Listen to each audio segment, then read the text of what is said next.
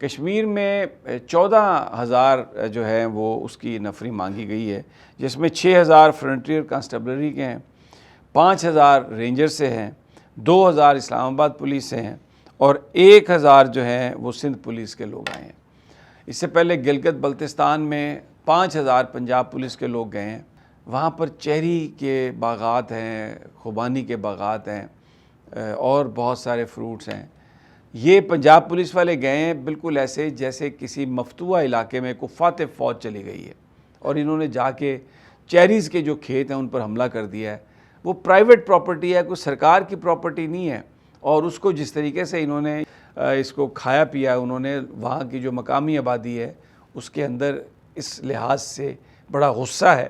اور میں وہ فوٹیج نہیں دکھاتا نوجوانوں کی، میرا مقصد یہ نہیں ہے کہ میں کوئی آپس میں ایتھنیسٹی کی بنیاد پر یا علاقائی بنیاد پر کوئی نفرت پھیلاؤں، لیکن people are very unhappy and they say this is not on.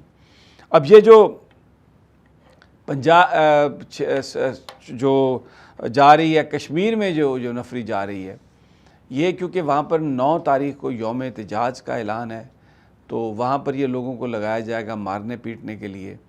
اور دوسرا جو ایک تیاری کی جا رہی ہے، وہ جو بھی حکومت سے اپنے حق مانگتا ہے، جو حکومت کے خلاف کھڑا ہوتا ہے، اس کو دہشت گرد کہہ دیا جاتا ہے۔